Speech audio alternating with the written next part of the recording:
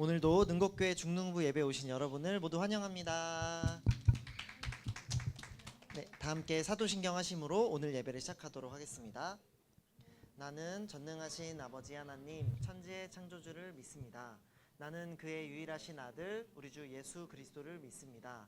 그는 성령으로 잉태되어 동정녀 마리아에게서 나시고 본디오 빌라도에게 고난을 받아 십자가에 못 박혀 죽으시고 장사된 지 사흘 만에 죽은 자 가운데서 다시 살아나셨으며 하늘에 오르셔 전능하신 아버지 하나님 우편에 앉아 계시다가 거기로부터 살아있는 자와 죽은 자를 심판하러 오십니다.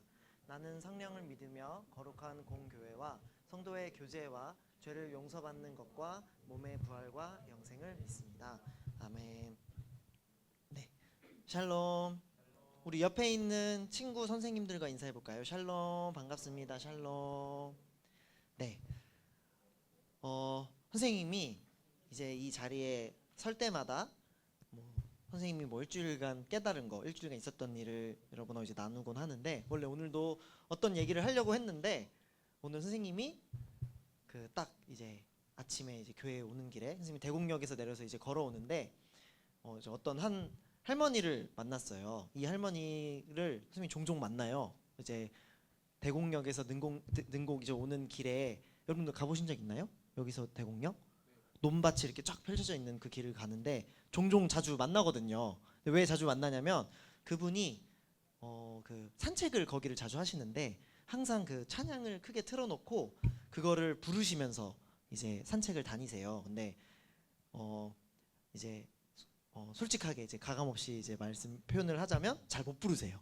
되게 목소리가 엄청 걸걸하세요. 뭐 음치 이런 거에 아니라 엄청 목소리가 걸걸하셔가지고 항상 그 목에 그 뭐랄까요? 진짜 그 가래가 있는 건 아니겠지만 항상 이렇게 가래가 껴있는 그런 걸걸한 목소리로 항상 찬양을 하곤 하시는데 오늘 또 이제 아침에 그 길에 가는데 찬양을 하고 계신 거예요. 근데 오늘은 복장이 좀 달랐던 것 같아요. 오늘은 엄청 깔끔하게 차려입고 마치 오늘 뭐 교회 특송이 있으신지 오늘 그 특송 준비를 하시는 건지 그 찬양을 열심히 하시는데 그 찬양이 하나님의 부르심이었던 것 같아요. 근데 이제 그 모습을 보고 선생님이 이제 아침에 찬양팀 하러 오는데 되게 마음에 오늘은 좀 특별하게 좀 감동이 있었던 것 같아요. 아, 저분도 정말 하나님께 열심히 찬양 드리고 하나님께 예배하기 위해 저렇게 열심히 준비를 하는구나. 하나님께서 얼마나 기뻐하실까, 하나님께서 얼마나 기쁘게 받으실까 라는 생각이 들었던 것 같아요. 이제 하물며 그런 분의 그런 할머님의 찬양도 정말 하나님께 기쁘게 받으실 텐데 이렇게 여러분이 찬양하고 예배 드릴 때 하나님이 얼마나 기쁘게 받으실까 그 생각을 한번 해봤던 것 같습니다. 그래서 우리 오늘 다 같이 예배 드릴 때 찬양하면서 정말 우리의 마음을 기쁘게 받아주실 하나님을 기대하며 함께 우리 나아가도록 하겠습니다. 함께 찬양하겠습니다.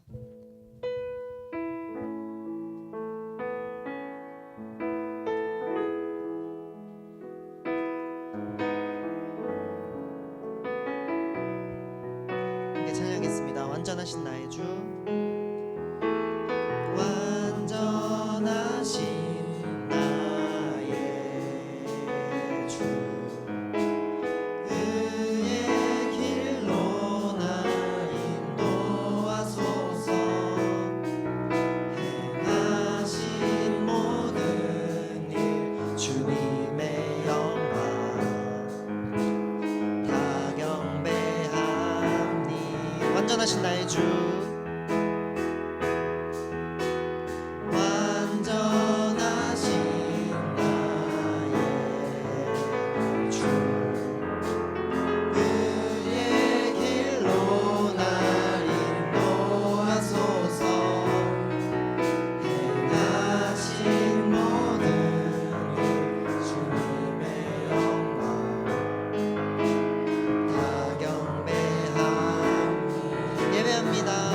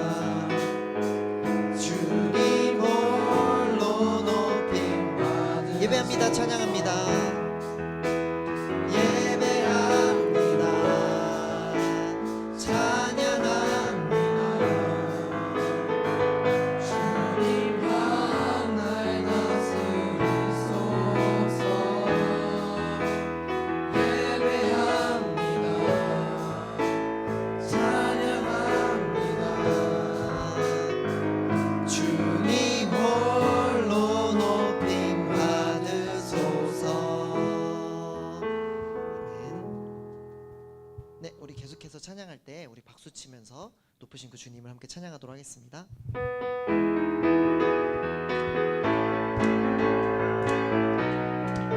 함께 찬양하겠습니다. 내가 매일 기쁘게, 내가 매일 기쁘게 순례의 길에 가면 주의 팔이 나를 안보함이요. 내가 주의 큰 복을 받는 참된 비결은 주의 영이 함께함. 성령이 계시네, 성령이 계시네. 할렐루야 함께하시네. 좁은 길을 걸으며 밤낮 기뻐하는 것 주의 영이. 우리 한 번 더 해보겠습니다. 내가 매일 기쁘게, 내가 매일 기쁘게 순례의 길에 가면 주의 팔이 나를 안보함이요. 내가 주의 큰 복을 받는 참된 비결은 주의 영이 함께함이. 성령이 계시네, 성령이 계시네. 할렐루야 함께하시네. 좁은 길을 걸으며 밤낮 기뻐하는 것 주의 영이. 우리 2절로 해보겠습니다. 전의 죄에 빠져서, 전의 죄에 빠져서 평안함이 없을 때 예수 십자가의 공로 힘입어 그 말 아래 엎드려 참된 평화 얻으면 주의 영이 함께함. 성령이 계시네, 성령이 계시네. 할렐루야 함께하시네. 좁은 길을 걸으며 밤낮 기뻐하는 것 주의 영이. 우리 마지막 4절로 해볼게요. 세상 모든 욕망과, 세상 모든 욕망과 나의 모든 정욕은 십자가에 이미 못을 박았네. 어두운 밤이 지나고 무거운 짐 벗으니 주의 영이 함께함이. 성령이 계시네, 성령이 계시네. 할렐루야 함께하시네. 좁은 길을 걸으며 밤낮 기뻐하는 것 주의 영이 함께함이. 한 번 더. 성령이 계시네, 성령이 계시네. 할렐루야 함께하시네. 좁은 길을 걸으며 밤낮 기뻐하는 것 주의 영이 함께. 주의 영이 함께함이라, 주의 영이 함께함이라. 아멘.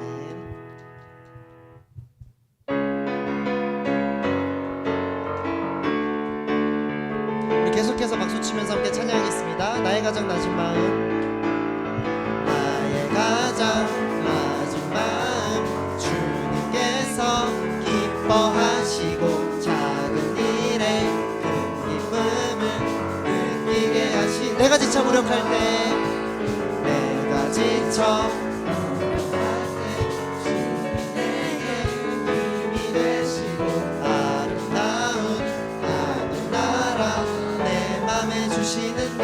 우리에게 축복하신, 우리에게 축복하신 하나님 사랑. 낮은 자를 높여주시고 아름다운 하늘 나라 허락하시고 내 모든 것 예비하시네.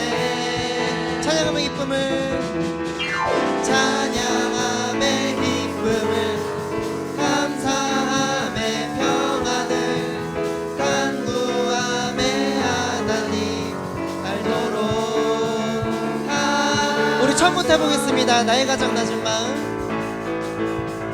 나의 가장 낮은 마음 주님께서 기뻐하시고 작은 일에 큰 기쁨을 느끼게 하신. 내가 지쳐 무력할 때, 내가 지쳐 무력할 때 주님 내게 힘이 되시고 아름다운 하늘 나라 내 맘에 주시는 도다.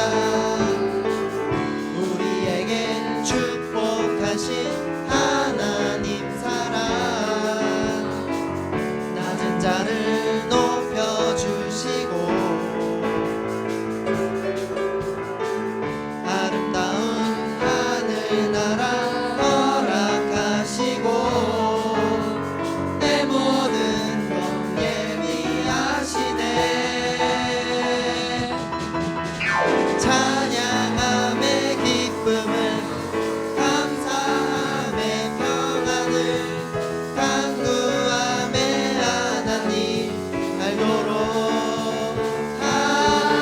찬양함의 기쁨을, 찬양함의 기쁨을, 감사함의 평안을, 강구함의 하나님 알도록 하셨네.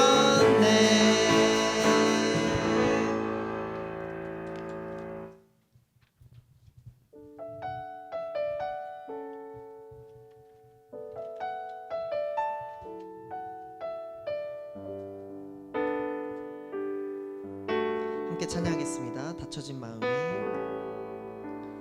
닫혀진 마음에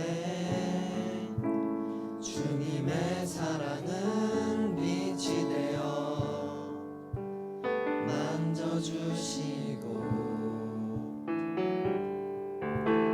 절망의 땅에도 주님의 사랑은 그의 나라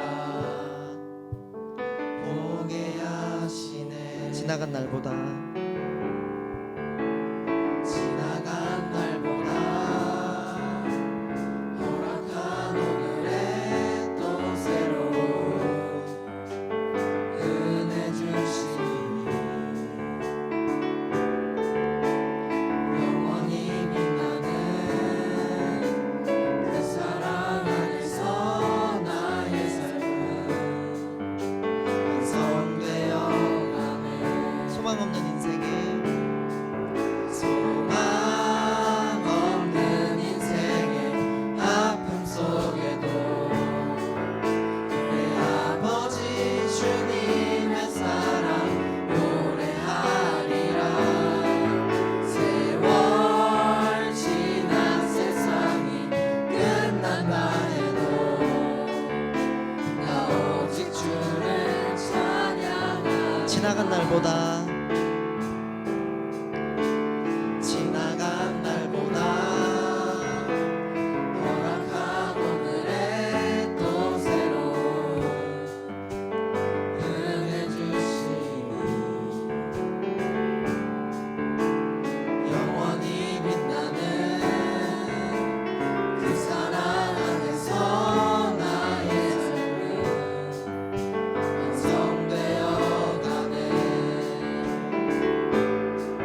소망 없는 인생의 아픔 속에도 내 아버지 주님의 사랑 노래하리라. 세월 지난 세상이 끝난다 해도 나 오직 주를 찬양. 소망 없는 인생에, 소망 없는 인생의 아픔 속에도 내 아버지 주님의 사랑 노래하리라. 세월 지난 세상이 끝난다 해도 나 오직 주를 찬양하리라. 나 오직 주를, 나 오직 주를 찬양하리라. 아멘. 형제들아, 신령한 것에 대하여 나는 너희가 알지 못하기를 원하지 아니하노니 너희도 알거니와 너희가 이방인으로 있을 때 말 못하는 우상에게로 끄는 그대로 끌려갔느니라. 그러므로 내가 너희에게 알리노니 하나님의 영으로 말하는 자는 누구든지 예수를 저주할 자라 하지 아니하고 또 성령으로 아니하고는 누구든지 예수를 주시라 할 수 없느니라. 은사는 여러 가지나 성령은 같고 직분은 여러 가지나 주는 같으며 또 사역은 여러 가지나 모든 것을 모든 사람 가운데서 이루시는 하나님은 같으니 각 사람에게 성령을 나타내심은 유익하게 하려 하심이라. 어떤 사람에게는 성령으로 말미암아 지혜의 말씀을, 어떤 사람에게는 같은 성령을 따라 지식의 말씀을, 다른 사람에게는 같은 성령으로 믿음을, 어떤 사람에게는 한 성령으로 병 고치는 은사를, 어떤 사람에게는 능력 행함을, 어떤 사람에게는 예언함을, 어떤 사람에게는 영들 분별함을, 다른 사람에게는 각종 방언 말함을, 어떤 사람에게는 방언들 통역함을 주시나니 이 모든 일은 같은 한 성령이 행하사 그의 뜻대로 각 사람에게 나누어 주시는 것이니라. 몸은 하나인데 많은 지체가 있고 몸에 지체가 많으나 한 몸임과 같이 그리스도도 그러하니라. 성령의 은사를 주신 이유라는 제목으로 여러분과 하나님 말씀 나누도록 하겠습니다. 오늘 말씀은 조금 여러분들에게 어려울 수도 있습니다. 그런데 제가 여러분들이 학생이라고 해서 이 말씀을 그냥 쉽게 대충 그렇게 넘어가지는 않을 거예요. 그러니까 여러분 오늘 꼭 집중해서 잘 들어주셨으면 좋겠습니다. 여러분한테 질문 하나 드리면서 시작할까요? 여러분은 성령의 은사가 있습니까? 많은 그리스도인들이 우리 태성이처럼 아멘 이렇게 화답을 하고 그렇게 고백하면 좋겠는데, 많은 분들이 성령의 은사가 있나요? 라고 하면 글쎄요 라는 표정으로 그렇게 쳐다볼 것 같아요. 우리가 성령의 은사라고 하면 우리가 뭔가 떠올리는 그런 이미지가 있기 때문에 그러지 않을까, 그런 생각을 했어요. 여러분, 성령님이 일하신다, 성령님께서 우리에게 선물을 주셨다라고 하면 어떤 모습이 여러분 떠올리세요?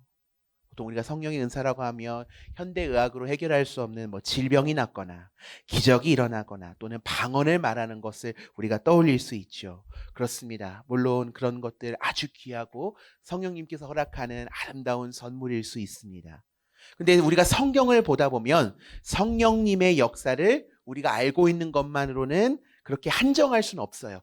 훨씬 더 성령님의 역사는 크고 넓고 길다는 것을 우리는 알 수 있습니다.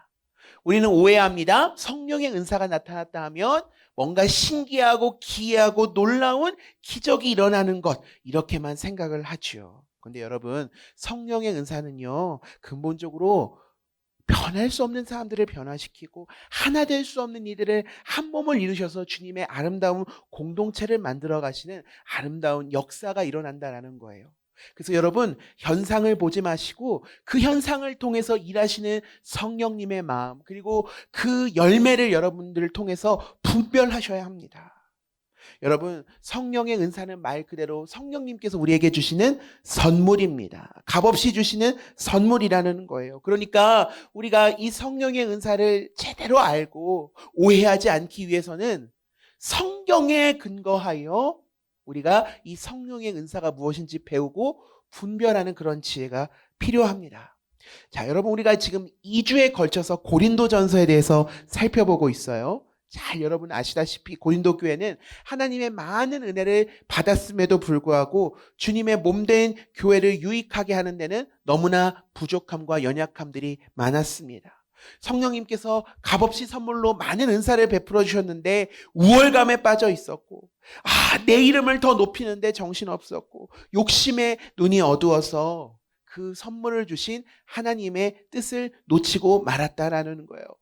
그래서 이러한 고린도 교인들의 문제를 해결하기 위해서 사도 바울이 이 은사에 대해서, 은사의 다양한 그 이유와 그 주신 분의 뜻에 대해서 무엇인지를 알려주고 있습니다. 우리 1절 말씀 화면에 준비되어 있는데 함께 볼까요? 시작. 형제 자매 여러분, 신령한 은사들에 대하여 여러분이 모르고 지내기를 나는 바라지 않습니다.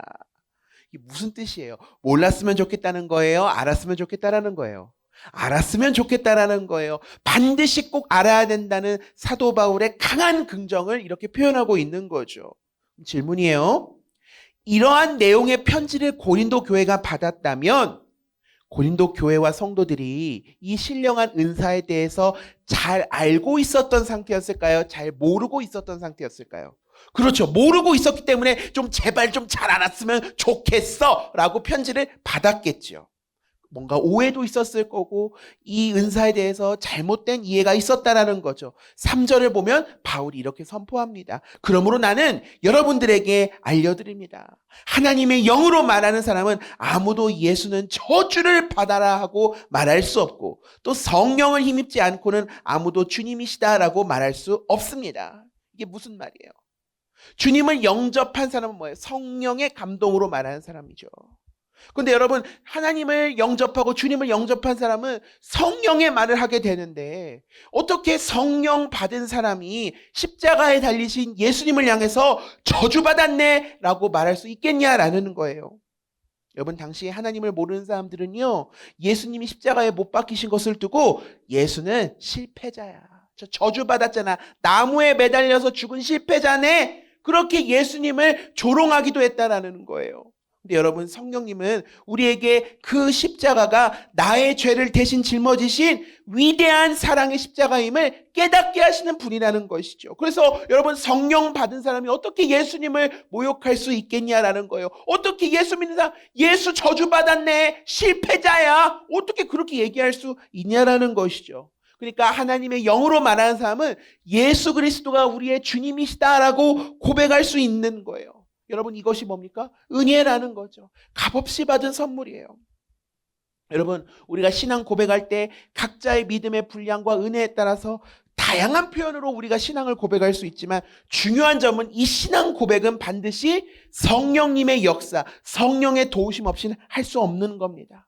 여러분, 고백이라는 게 뭐예요? 여기 우리 이번 수련회 주제도 고백인데 그냥 입술로 하는 겁니까? 그냥 주님, 주님, 주여, 주여, 이게 고백이에요? 아닙니다. 여러분, 고백한다는 건 뭐예요? 내가 믿고 따르고 내 삶의 기준과 중심을 주님께 온전히 고정하겠다라는 거예요. 여러분, 그런 기도 우리가 인간적인 마음으로 할 수 있겠어요? 성령님께서 도우시지 않으면 그런 믿음의 고백할 수 있습니까? 없습니까? 없다라는 거예요. 왜 그렇게 할 수 없습니까? 2절 볼게요. 알다시피 여러분이 이방 사람일 때에는 여러분은 이리저리 끄는 대로 말 못하는 우상에게로 끌려다녔습니다. 그렇습니다. 우리의 원래 태생이 이래요. 욕심에 끌려다니고 우상한테 끌려다니고 사람의 시선과 세상의 기준에 의해서 끌려다니던 존재였다라는 거예요. 심지어 여러분, 이 우상은 제가 여러 번 말씀드렸지만 우상은 실체가 있습니까? 없습니까? 실체가 없는 거예요. 실체가 없는 우상, 말도 못하는 우상인데도 불구하고 우리는 그 우상한테 끌려다녀요. 근데 여러분, 성령님은 어떤 분이십니까? 우리에게 꿈과 비전을 주시고 우리에게 말씀하시고 우리에게 하늘의 꿈을 꾸게 하시는 분이에요. 성령 하나님이세요. 우상은 실체도 없을 뿐더러 우리한테 어떤 말을 합니까? 여러분, 돼지머리가 여러분한테 말을 합니까? 세상에 이런 일이 나갈 일이지.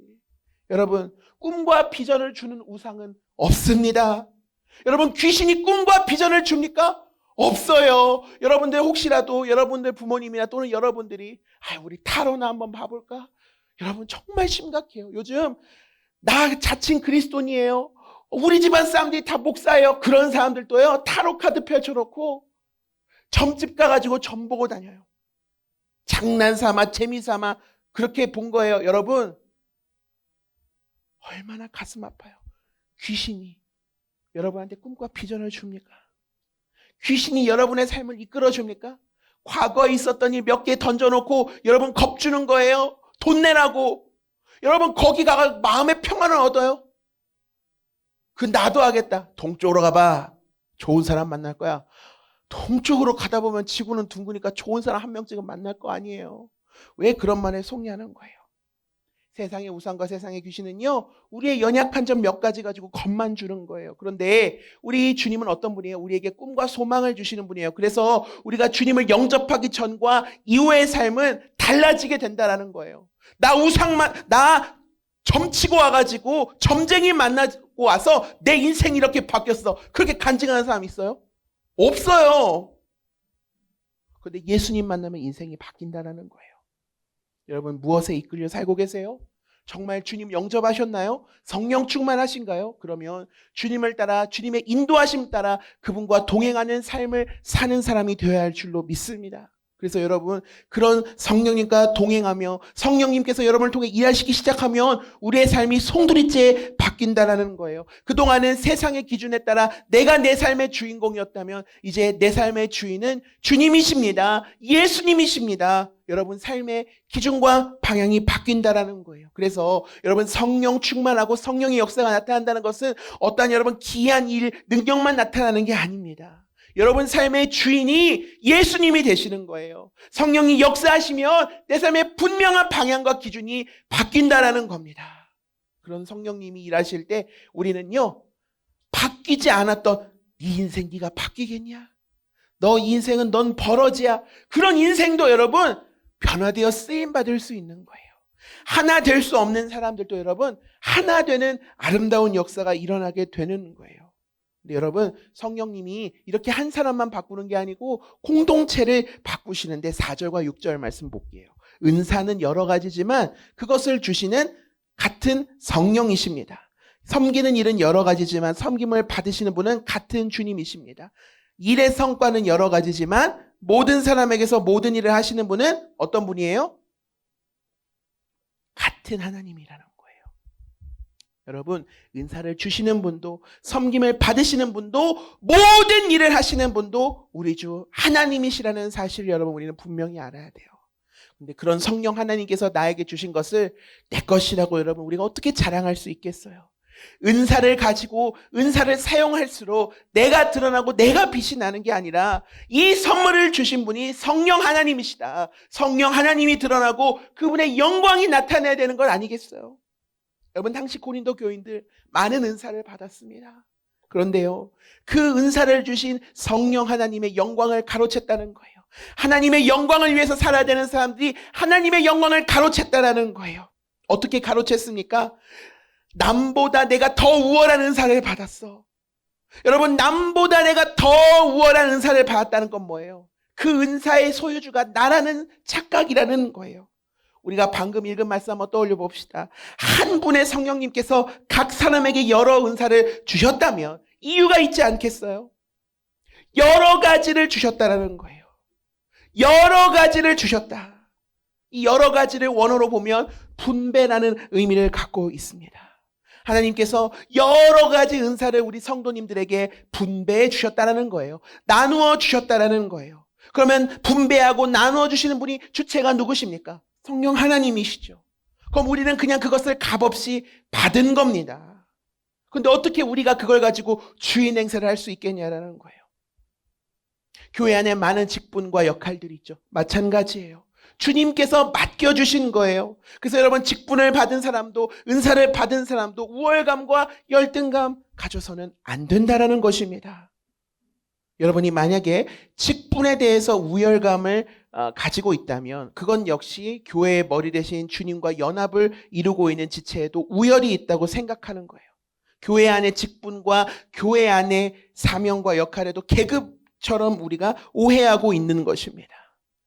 바울은 7절에서 이렇게 얘기하죠. 각 사람에게 성령을 나타내 주시는 것은 뭡니까? 공동 이익을 위한 것입니다. 여러 은사를 왜 나눠 주셨어요? 지혜를 주시고 말씀, 믿음의 은사, 섬김과 능력 왜 주셨냐? 공동의 이익을 위해서라는 거예요. 그러면 은사의 종류도 중요하겠지만은 중요한 건 은사의 목적이라는 거예요. 왜 주셨는가? 너 드러내고 너 잘났다 하라는 것이 아니라, 남보다 더 우월하지 우쭐하라는 것이 아니라 주님의 몸된 공동체를 섬기라고 주신 거예요. 여러분, 이런 예를 한번 들어볼까요? 여러분, 축구 선수와 농구 선수가 서로 경쟁합니까? 수영 선수와 피겨 선수가 서로 경쟁합니까? 야, 나도 물속에서 나도 트리플락스 할 거야. 그러진 않잖아요. 역도 선수가 양궁 선수를 여러분 경쟁합니까? 샘냅니까? 아니요. 경쟁하지 않아요. 우리가 올림픽에서 만약에 각기 다른 종목 선수들이 나간다면 오히려 나라를 대표해서 야, 우리가 함께 대한민국의 명예를 위해서, 대한민국 국민들을 위해서, 국민과 그 나라의 영광을 위해서 우리가 함께 힘써보자, 서로를 응원하고 격려할 거 아니에요. 성령 안에서 세워지는 공동체도 마찬가지예요. 손과 발이 경쟁하지 않아요. 눈과 귀가 경쟁하지 않습니다. 그럼 우리 역시 마찬가지예요. 저마다 하나님께서 우리에게 맡겨주신, 분배해주신 은사를 가지고 공동체를 세워가야 한다는 거예요. 그러면 그 은사를 가지고 누가 더 인정을 받을까? 누가 더 주목받고 누가 더 뛰어날까? 우열을 나누는 게 아니라 어떻게 하면 그렇다면 우리 공동체를 아름답게 세워갈까? 그걸 고민해야 된다는 거죠. 우리는 경쟁하기 위해서 부름받은 사람들이 아니고 하나님 나라를 세워가는 동역자로 부르심 받았다는 사실 여러분 꼭 기억하시길 바라요. 어디 은사뿐이겠어요? 우리의 직분과 사역도 마찬가지예요. 왜 그런 직분을 주셨습니까? 교회의 공동체를, 믿음의 공동체를 덕을 세우기 위함이고 공동의 이익을 위함 때문이죠. 그래서 사도 바울이 성령님께서 분배해 주시는 다양한 은사에 대해서 이제 설명을 합니다. 8절, 어떤 사람에게는 성령을 통하여 지혜의 말씀을 주시고 어떤 사람에게는 같은 성령을 따라 지식의 말씀을 주십니다. 이거 좀 어려운데 제가 이건 좀 자세히 설명할게요. 지혜의 말씀, 지식의 말씀. 따로따로 얘기했잖아요. 그럼 지혜의 말씀의 은사와 지식의 말씀 은사가 다른 은사라는 거예요. 여러분, 지혜는 세상이 말하는 지혜와는 다르죠. 세상이 말하는 똑똑함과는 다릅니다.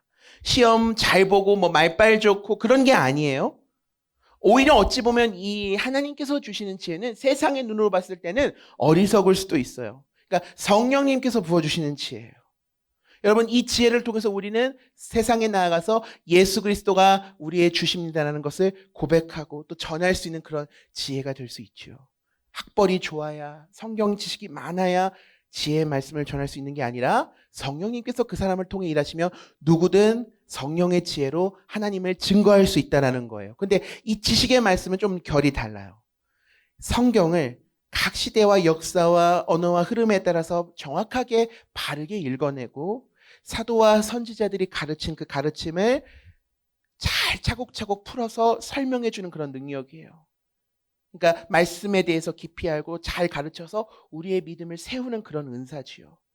이제 이게 보통의 이런 지식의 말씀과 지혜의 말씀에 대한 이해인데 조금 여기서 한 가지 더 가면 제가 장로님 오늘 들어오기 전에 조용기 목사님의 옛날 설교를 봤어요. 여러분, 지식의 은사를 통해서 저는 치유하는 역사가 일어나는 것입니다. 여기 심장병 있는 분 계십니까? 그러면서 여러분, 그 소위 성령 사역을 하시는 분들 중에서 예전에는 이 지식의 말씀을 두고 여기 혹시 뭐 심장이 아픈 분 계십니까? 또는 뭐 다리, 허리가 아픈 분 계십니까? 그러면서 또 구체적으로 해요. 혹시 뭐 10살 때 허리를 다친 분 계십니까? 또는 뭐 어떤 집에서는 이름을 이야기하기도 하고 성별을 이야기하기도 하고 구체적인 인상착의를 이야기하기도 합니다. 그래서 그런 분들 혹시 한번 손 들어주시면 오늘 하나님께서 고치실 것입니다. 하나님께서 저에게 그런 감동을 주셨는데 여기 혹시 여성분들 중에 허리가 안 좋으신 분들 오늘 주님께서 치유하실 것입니다. 이걸 두고 지식의 말씀이다라고 이렇게 이야기하시는 분들이 있어요.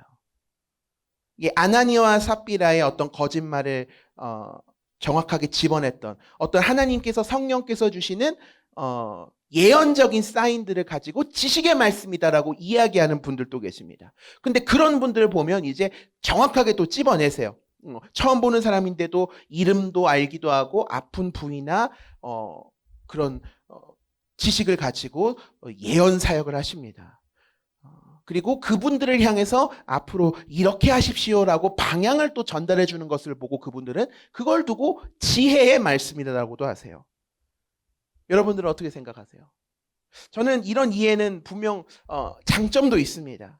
성령 하나님께서 먼 곳에 계신 분이 아니라 지금 우리와 함께하고 계시는 분이라는 그런 갈급하고 연약한 우리의 지금 각자의 사정을 우리 주님께서 구체적으로 알고 계시고 내 이름도 아시는구나. 그 주님이 내 상황과 정확한 머리카락 뭐 색깔까지 아픈 부위까지 다 아시는구나. 그 성령의 역사를 생생하게 느끼게 하는 그런 장점이 있어요. 그래서 그 믿지 않는 분들도 그런 지식의 말씀을 통해서 주님이 우리를 구체적으로 알고 계시는구나. 하나님이 정말 살아계시는구나를 느끼고 마음의 문을 열기도 합니다. 그러니까 뭐냐면 하나님께서 먼 곳에 계신 분이 아니라 오늘 이 자리에 함께 하시는 분. 그런 걸 일깨워 준다는 거죠. 근데 이게 오해할 수 있는 게 지식의 말씀이 마치 남의 비밀을 알아맞히는 능력인가? 이렇게 오해할 수도 있다라는 거예요. 근데 여러분 사실 이런 것은 우리가 예언에 가깝지 이것을 갖고 지식의 말씀이라고 하지는 않아요. 그래서 바울이 쓴 지식의 말씀은 말씀에 대해서 잘 알고 말씀을 잘 풀어주고 가르치는 것에 좀 가깝지 이렇게 우리 은사주의나 오순절에서 지식의 말씀은 뭐 아픈 부위를 알려주고 어떤 그 사람에 대한 즉각적인 사인을 알려주는 이런 것과는 좀 거리가 먼다라는 거예요.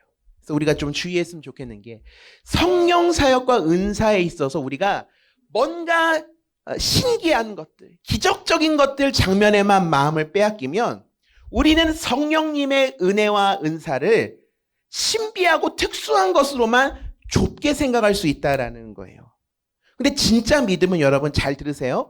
진짜 믿음과 진짜 은혜는 영원하신 말씀 위에 굳게 서는 거예요. 우리의 토대가 어디냐? 예수 그리스도냐. 이게 중요한 거예요. 그러니까 하나님이 오늘 너에게 이렇게 말씀하셔. 그게 누군가한테는 여러분 자기 확신이 되어서 가스라이팅이 될 수도 있어요. 가짜 예언자들이 얼마나 많아요. 예전에 이게 예언 사역 많이 하시는 분들이 예언을 어떻게 하냐면 하나님께서 주시는 감동을 가지고 예언을 하는 게 아니라 그 사람 인스타나 페이스북 들어가. 그래서 미리 정보들을 다 수집을 해. 그래 놓고 와서 오늘 주님이 너한테 이렇게 말씀하신다. 그걸 이제 전문 용어로 햄버거 쌓기라고 해요. 마치 받은 정보를 다 이렇게 수집해가지고 무슨 햄버거 토핑 채우듯이. 그건 여러분 가짜죠. 여러분 정확한 하나님의 말씀 음성을 듣고 싶으세요? 가장 완벽한 계시는요. 사람한테 받지 마시고 성경 66권에서 여러분들이 발견하시기를 바랍니다.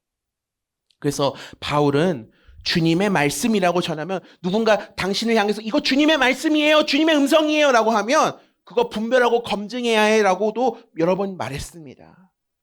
그럼 여러분 오늘 우리에게 이 지혜의 말씀과 지식의 말씀은 어떻게 이해해야 할까요? 성령께서 주시는 지혜의 말씀은 우리 주변에 마음이 상하고 흔들리고 무너진 친구들 곁에서 우리는 늘 이렇게 권면해야 돼요. 주님께서 너를 사랑하셔. 주님께서 너를 끝까지 잊지 않으셔. 네가 포기해도 주님은 너를 포기하지 않으셔. 진심으로 우리가 복음을 가지고 위로를 전하는 거예요. 그럼 그 지식의 말씀은 뭐냐? 그 친구들을 향해서 여러분들을 큐티하시죠? 큐티한 말씀을 통해서 또 설교를 통해서 배운 말씀을 가지고 알기 쉽게 풀어주는 거예요. 도대체 성령님은 어떤 분이야? 도대체 예수님은 왜 십자가에 달려 돌아가셨대? 여러분들이 알고 있는 그 아름다운 신앙의 지식을 가지고 잘 풀어주는 거예요. 너 요즘 표정이 안 좋으니까 너 사탄 들렸어! 이게 지식의 말씀이 아니에요. 진짜 지혜의 말씀, 지식의 말씀은 뭐예요? 내가 하나님의 손과 발 되어, 주님의 손과 발 되어 알지 못하는 사람에게, 말씀을 알지 못한 사람에게, 복음을 듣지 못한 사람에게 잘 하나님 말씀을 전달해 주는 거. 우리 어하나 친구들 지지난주에 우리 어떤 말씀 배웠죠? 이디오피아 누구? 그치! 그때 누가 풀어줬어요 그 말씀을? 그래요. 빌립이 빌리브하게 만들어줬잖아. 그치? 말씀을. 이게 무슨 말씀이지? 구약의 말씀이 도대체 메시아가 누구요? 그걸 가지고 이디오피아 내시가 어이구 나도 그 주님을 만나보고 싶은데 모르니까 하나님께서 거기까지 보내셔가지고 방향을 틀어가지고 거기서 만나서 그 말씀을 깨닫게 하셨다는 거예요. 여러분 오늘 우리에게 이 은사가 부어지기를 간절히 소망합니다. 여러분 이 과정에서 여러분들이 하나님의 말씀을 전하고 풀어줄 때 기적적인 장면이 안 나타날 수도 있어요. 신비한 일이 안 나타날 수도 있어요. 그런데 괜찮아요. 왜요? 은사는 나를 빛나게 하려고 주신 것이 아니라 믿음의 공동체를 세우고 하나님의 영광을 나타내기 위하여 주신 거기 때문이에요. 그래서 여러분들이 이 말씀들을 붙들고 여러분들이 사랑으로 서로를 세우고 섬기는 데 앞장서는 저와 여러분이 되길 간절히 소망합니다. 거기에 성령의 지혜와 지식이 담긴 거예요. 9절 말씀 볼까요? 어떤 사람에게는 같은 성령으로 믿음을 주신대요. 또 어떤 사람에게는 성령으로 병 고치는 은사도 주신다는 거예요. 이 믿음은 뭡니까? 구원을 받기 위한 단순한 믿음이 아니고 이 믿음은 뭐예요? 믿음도 은사라는 거예요. 고린도전서 13장 2절 말씀 보니까 산을 옮길 만한 믿음. 그러니까 뭡니까? 보통의 교인들은 믿음을 지킬 수 없는 상황에서도 믿음을 붙드는 그런 은사가 있다라는 거예요. 얼마나 아름다운 은사예요? 여러분 믿음도요. 우리가 믿음도 성장시켜야 돼요. 예수님께서 뭐라 말씀하세요? 믿음이 적은 자들아. 그러니까 믿음도 은사인 거예요. 그렇다면 큰 믿음, 성숙한 믿음, 아름다운 믿음도 있다라는 거예요. 근데 그 성숙하고 아름답고 견고한 믿음은 내가 믿어보겠어, 믿습니다 해서 믿을 수 있는 건가요? 아니요. 성령님께서 우리 마음을 붙들어 주셔야 믿음의 은사도 우리가 누릴 수 있는 거예요. 병 고치는 은사도 마찬가지죠. 사람의 방법이 아니라 예전에 조용기 목사님이 뭐 그런 얘기도 하셨어요. 본인이 이제 믿음이 많이 없었는데 그 미군 부대 천막에 수많은 사람들이 무성연마한 사람의 이 듣지 못하는 분의 귀가 나왔다가 하니까 그날따라 조용기 목사님 믿음이 없으셨대요. 그래서 그랬대요. 여러분 오늘은 감기나 몸살 환자만 나오시기 바랍니다. 그랬다는 거예요. 믿음이 적었다라는 거예요. 여러분 그런데 그렇게 현대의학으로 할 수 없는 그런 초자연적인 치유의 역사 역시 뭐예요? 성령님의 도우심으로 그냥 내가 오늘은 그냥 몸살만 뭐 감기 정도 있는 사람들 내가 기도해주면 나을 것 같다. 그런 식으로 하는 게 아닙니다. 내가 믿지 못하는, 정말 여러분, 이 어찌 보면 뭡니까? 치유의 은사도 여러분 사실은 이게 뭐예요? 믿음의 은사와 연결된 거예요. 와우, 왜요? 이 아픈 사람이 나을 수 있을 거라는 확신 없이 어떻게 기도합니까? 여러분, 그래서 여러분, 성령님께 여러분의 믿음을 견고하게 해달라고, 강하고 크고 견고한 믿음을 위해서 여러분 기도하셔야 돼요. 10절, 어떤 사람에게는 기적을 행하는 능력 주시고요, 예언하는 은사도 주시고, 영을 분별하는 은사를 주시고, 여러 가지 방언을 말하는 은사도 주시고, 그 방언을 통역하는 은사도 주신대요. 여러분, 성령 안에서 초자연적인 행동, 기적의 은사, 대표적으로 사도 바울이 여러분 또 어떤 은사가 있었습니까? 마술사 엘루마의 앞을 못 보게 한 일. 또 유두고라는 청년이 있었어요. 이 창틀에 앉아갖고 이렇게 설교 듣다가 졸다가 이제 떨어졌거든요. 여러분, 설교 시간에 졸지 마세요. 그 유두고가 3층 여기서 이렇게 설교 듣다가 떨어졌어요. 근데 그 유두고를 사도 바울이 살렸습니다. 기적의 능력 행함이죠. 예언과 방언에 대해서는 14장에서 자세하게 다루는데, 우리가 예언 잘 아시죠? 예언은 뭐예요? 동쪽으로 가봐, 이게 아니에요. 맡을 예자 말씀하죠. 말씀을 맡은 겁니다. 그러니까 하나님께서 앞으로 하실 일들에 대해서 전하는 그런 어떤 미래적인 성격의 예언도 있지만, 동시에 뭐예요? 하나님의 말씀을 바르게 선포하는 능력, 성경 말씀을 잘 이해하고 선포하는 능력에 초점을 맞춰야 된다는 거예요. 즉, 하나님의 뜻을 밝히는 일과 무관한 것은 예언이 될 수 없죠. 지금 네 남편 대구에서 바람 피고 있어, 이런 건 여러분 아니라는 거예요. 또 영을 분별함, 이것도 중요합니다. 이게 정말 성령님의 역사인지 아니면 악한 역의 사단의 역사인지를 분별하는 그 능력도 필요하다라는 것입니다. 아까 제가 말씀드렸죠. 이 베드로가 아나니아 삽비라 부부의 땅값 일부를 알아맞춘 것, 감춘 것을 이렇게 알아맞춘 것. 그것은 사실은 지식의 말씀이 아니라 오히려 뭐예요? 영을 분별하는 그런 은사라는 거죠. 또 여러 가지 방언을 말한다. 이건 뭐예요? 단순히 외국어를 말하고 듣는 게 아니에요. 자, 보세요. 병 고치는 은사가 단순히 의술행위가 아닌 것처럼 각종 방언을 말하는 건 뭐예요? 외국어 능력이 아니라 뒤에 보면 방언을 통역해야 된다 그랬잖아요. 그러니까 방언을 말하는 것도 우리가 이해할 수 없는 언어를 말할 때, 우리가 방언 기도하시는 분들 이해할 수 없는 언어를 말할 때 여러분들이 이 방언 역시 뭐예요? 통변이 중요하구나. 그래서 이것은 방언이 오늘 진짜 수준이 있네, 설교가.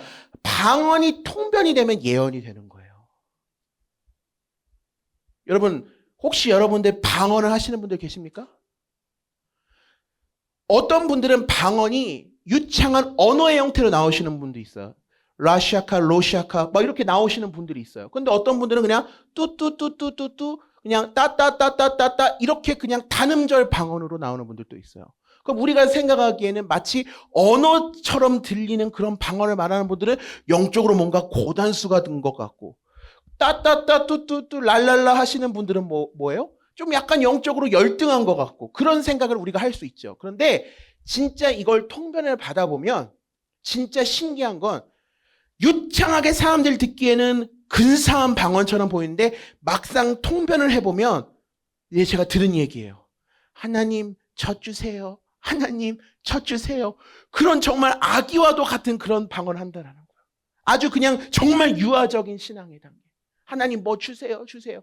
그런데 랄랄라 뚜뚜뚜 같은 그런 방언을 해도 막상 통변을 해보면 정말 하나님의 영광을 찬양하는 정말 아름다운 기도를 하고 있는 분들도 계신다라는 거예요. 그러니까 제가 이 말씀을 왜 드리냐면, 물론 우리 교회는 그렇게 방언을 그렇게 사모하는 교회는 아닌 것 같지만은, 여러분들이 방언을 경험하거나 주변에서 여러분들이 방언을 하시는 분들을 통해서 여러분들이 분명하게 이건 알아야 돼요. 이건 하나님이 주시는 하늘의 언어이기 때문에 내가 여러분들이 알아듣지 못하더라도, 가끔 그런 분도 있어요. 방언의 은사를 받는데 은사를 활성화를 못 시켜서 방언 기도를 못 하시는 분들, 잘 들으세요. 내가 못 알아들어도 하나님과 내가 소통하고 교제하는 모스부호 같은 거예요. 용준아, 모스부호 알아요? 모스부호는 모스부호를 아는 사람만이 해독할 수 있는 거야. 그러니까 여러분이 설령 방언을 통해서 여러분들이 알아듣지 못하는 말을 해도 하나님과 영으로 교제하는 마치 모스부호와 같다라는 거예요. 제가 어떤 아는 목사님이 방언을 처음 받았을 때 어떤 방언을 받았냐면 꼬꼬꼬 방언을 받았다는 거야. 아니 그래서 하나님 그래도 좀 멋있는 방언을 주시지 꼬꼬꼬가 뭡니까? 그런데 기도할 때마다 꼬꼬꼬꼬꼬꼬 해서 누나들이 야 넌 어떻게 방언을 받아 그런 걸 받냐? 그러면서 사람들이 다 비웃었다는 거야. 꼬꼬꼬꼬꼬. 그래서 기도할 때 하나님 제발 내 방언 좀 멋있는 걸로 바꿔주세요. 근데 이분이 언젠가 아프리카 목사님들이 있는 데서 설교를 할 기회가 있었는데 이야기를 했다는 거예요. 제가 처음 받은 방언이 꼬꼬 방언이었습니다. 꼬꼬꼬꼬꼬꼬. 그런데 설교 끝나고 아프리카 목사님들이 와서 그랬다는 거예요. 당신 그 꼬꼬가 우리나라 말로 무슨 뜻인지 아냐? 그러니까 무슨 뜻입니까? 그러니까 처음 난 것이다. 장자라는 뜻이다. 그러니까 나는 내가 방언을 봤을 때 장자요, 처음 난 자요. 그렇게 고백했던 건데 나는 그것을 부끄러워했다라는 거예요. 물론 여기에는 방언을 사모하시는 분도 계시고 또 방언에 대해서 나는 별로 그렇게 사모함이 없다라고 생각하시는 분들도 계시겠지만 경험해 본 사람은 안다라는 거예요. 중요한 건 여러분 뭡니까? 여러분 11절 말씀. 이 모든 일은 한 분이신 성령이 하시며 그는 원하신 대로 각 사람에게 은사를 나누어 주신다는 거예요. 중요한 게 뭐예요? 그분이 원하시는 대로 은사를 주신다는 거예요. 이 사람이 받은 은사가 있고 저 사람이 받은 은사가 있는데 결국 뭡니까? 주신 분은 한 분 성령님. 성령의 뜻대로 주시는 거예요. 그러니까 우리의 사역도 우리의 섬김도 뭐예요? 성령의 뜻 가운데서 성령이 하시는 일 가운데서 이루어져야 된다는 것이죠. 은사가 아무리 많아도 그 은사를 통해서 사람이 드러나요. 내가 드러나요. 여러분 잘 생각해 보셔야 돼요. 근데 내가 받은 은사가 남들이 봤을 땐 작은 것 같아요.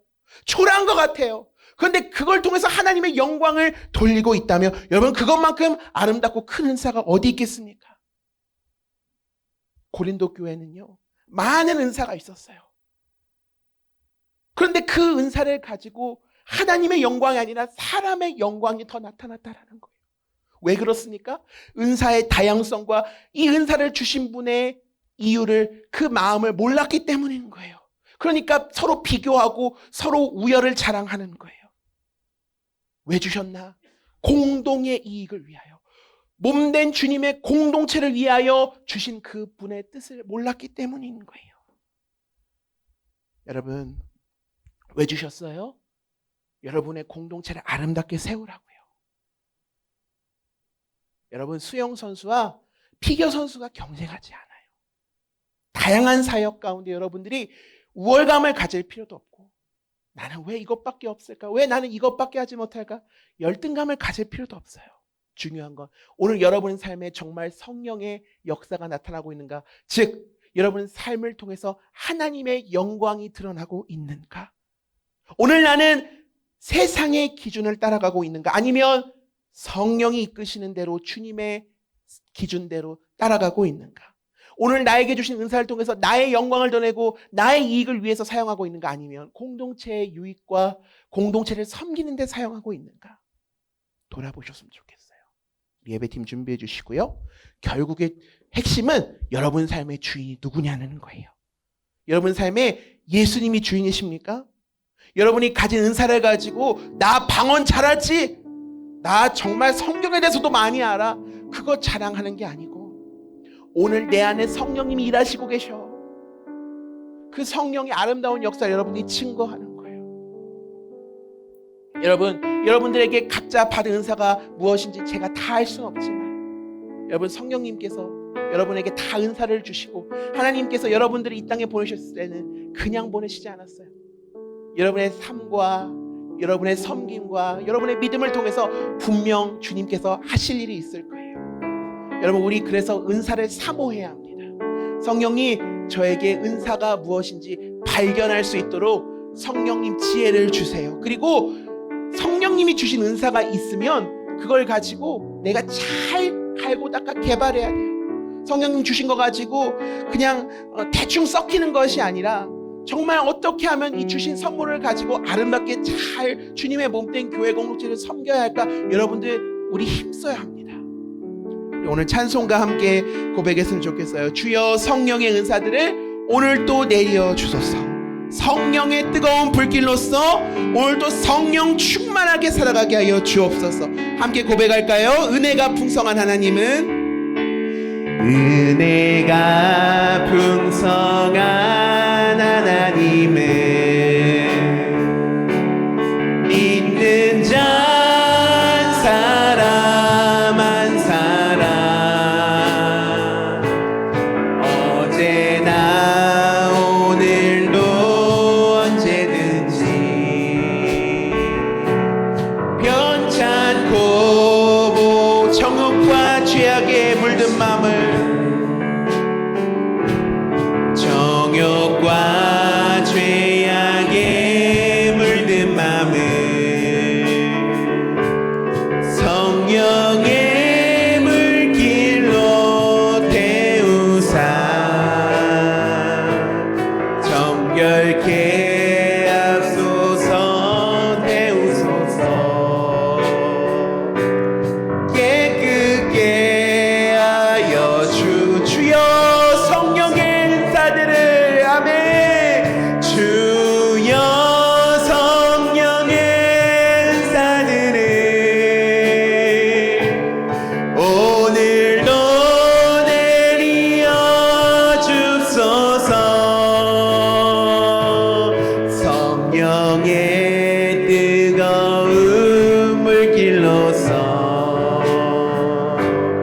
오늘도 충만 희생의 제물로 돌아가신, 아멘. 희생의 제물로 돌아가신 우리 주 예수님이시여 구속의 은혜를 내리시사 오늘도 구원 주님의 기쁘신 은혜만을, 아멘. 주님의 기쁘신 은혜만을 세상에 널리 전하리라. 하늘의 능력과 권세로서 오늘도 입혀주 주여 성령의 은사들을, 주여 성령의 은사들을 오늘도 내려 주소서. 성령의 뜨거운 물길로서 오늘도 충만케 하소서. 우리 잠깐 1분만 기도합시다. 여러분, 성령의 이 은사를 다룰 때마다 저는 마음에 참 거룩한 부담감이 있어요. 참 한국 교회와 세계 교회가 성령님을 너무 많이 오해해서 성령하면 마치 여러분 장풍 쏘고 막 쓰러지고 이런 걸로 우리가 착각을 합니다. 성령 충만 역시 성령 받아라, 불 받아라 이렇게 해가지고 마치 성령 하나님을, 여러분 성령님은 삼위일체 성령 하나님이신데 우리가 어떻게 하나님 보고 오라가라 합니까? 얼마나 여러분 우리가 이 시간 좀 회개했으면 좋겠어요. 성령님, 우리가 성령님을 오해했습니다. 그리고 우리가 성령님을 때로는 모독했습니다. 성령님을 마치 아파트 분양하듯이 주거니 받거니 할 수 있는 것이 아닌데, 또 성령의 은사들을 마치 어떠한 현상을 가지고 창풍 쏘고 뭐 불을 받고 방언을 하는 데만 여러분 우리가 그렇게 좁게만 우리가 이해했다면, 오늘 우리의 믿음을 굳세게 하시고 우리의 믿음을 붙잡아 주시고 날마다 주님의 거듭난 성도로 살아가게 하시고 장차 우리의 삶을 통해서 하나님의 영광을 나타내게 하시는 분이 바로 우리 성령님이세요. 그 성령님이 저와 여러분 한 사람 한 사람 안에 살아계신다라는 거예요. 오늘 그 성령님을 사모하는 마음으로 성령님 환영합니다. 성령님 초청합니다. 우리 다 함께 주님의 이름 크게 한번 외치고 함께 기도하시겠습니다. 주님, 성령님 환영합니다. 성령님 초청합니다. 우리가 성령님 그동안 오해했습니다. 성령님을 그냥 능력으로, 에너지로 오해했습니다. 삼위일체 거룩하신 하나님을 오해했습니다. 성령님, 우리가 성령님으로 충만하기를 원합니다. 성령님, 우리 안에 강력하게 더 임재하여 주셔서 주님, 우리가 끝까지 믿음을 지키게 하시고, 누군가 연약한 지체가 있다면 믿음을 세우게 하시고, 바르고 건강한 복음을 배워서 증거케 하시고, 죽어가는 영혼들을 살리게 하시고, 몸과 마음이 지친 이들에게 다가가 복음을 증거하는 아름다운 주님의 거룩한 제자로 살아갈 수 있도록 우리를 붙들어 주시옵소서. 사랑하는 주님, 세상은 우리에게 남보다 너는 더 뛰어나야 돼, 더 많은 능력으로 널 증명해야 돼, 우리를 그렇게 압박합니다.